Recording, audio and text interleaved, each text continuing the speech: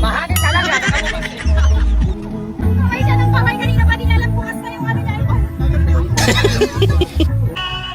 Pag-ibig na pala isipan sa paano na kaya.